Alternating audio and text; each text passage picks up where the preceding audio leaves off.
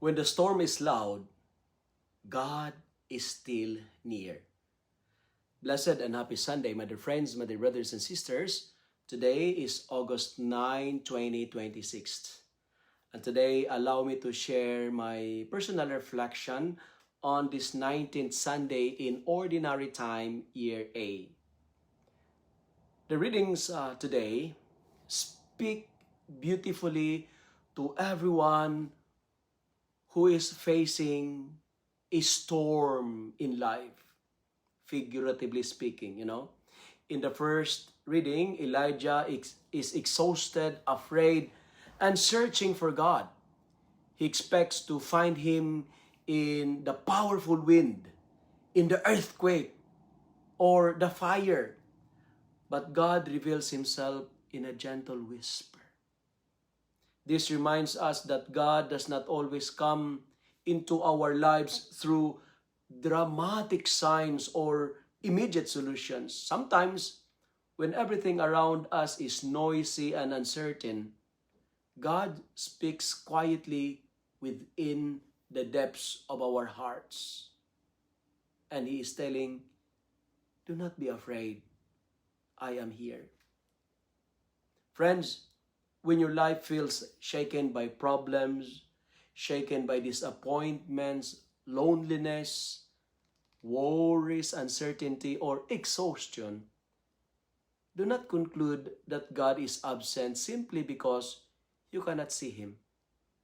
His silence may not be emptiness. It may be His invitation to become still enough to recognize His presence. In our gospel for today, the disciples are caught in a storm while Jesus on the mountain praying.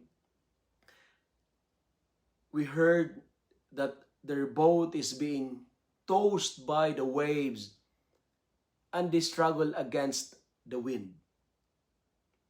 How often this episode resembles our own lives. We may faithfully follow God and still encounter storms. Being faithful does not mean that we will never experience difficulties. It means that we do not face them alone. Jesus eventually comes toward them walking on the water and says, "Take courage, it is I, do not be afraid." It is interesting to note that before He calms the storm, He calms their hearts. Perhaps this is what God wants to do for us today.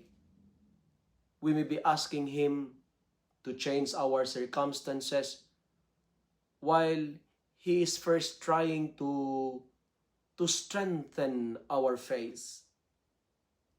Sometimes, the miracle is not that the storm disappears immediately, but that we discover courage to remain in the boat because we know Jesus is with us. And Peter's experience is especially meaningful for anyone who has ever struggled with fear.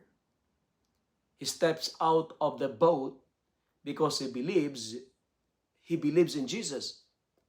But when he noticed the strength of the wind, his courage begins to disappear and he starts sinking and cries, "Lord, save me."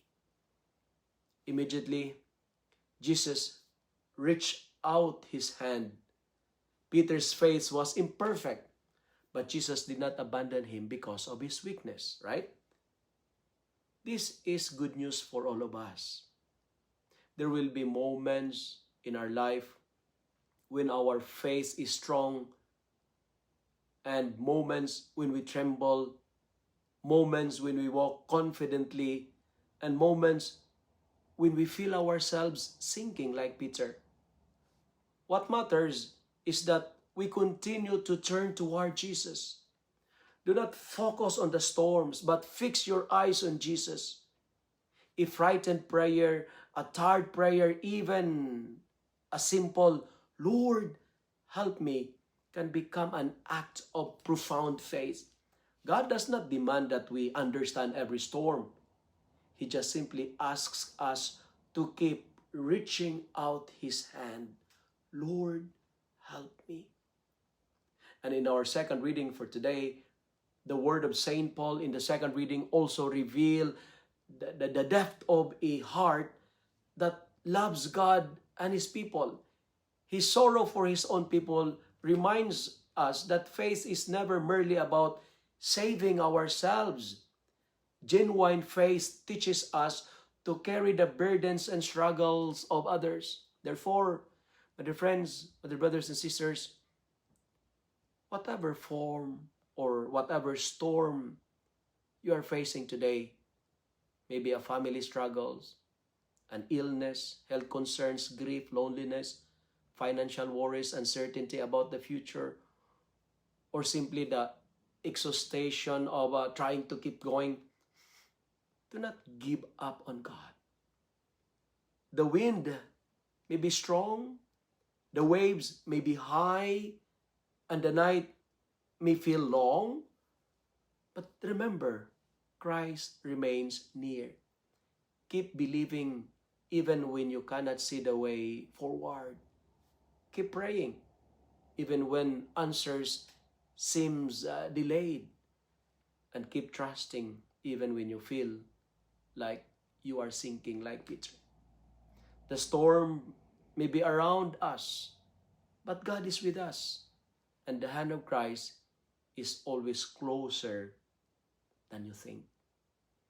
Friends, my dear brothers and sisters in Christ, there are moments when we feel like the disciples in the boat, surrounded by strong winds, uncertain waves and situations we cannot control. Yet in the middle of the storm, as I keep telling and repeating, Jesus comes to them and says, "Hey, take courage. It is I. Do not be afraid." You know, these words are also meant for us today. Faith does not promise a life without storms. It gives us the courage to keep going when the storms come. And like Peter in today's gospel, we may sometimes become frightened when we look at the waves instead of Jesus. But even when our faith becomes weak and we begin to sink, the good news is this: Christ does not abandon us. He reaches out His hand. So whenever storm or whatever storm you are facing today, do not allow fear to have the final word. Keep praying, keep believing, keep walking, and most especially, keep your eyes on Jesus, not on the storms, not on the waves.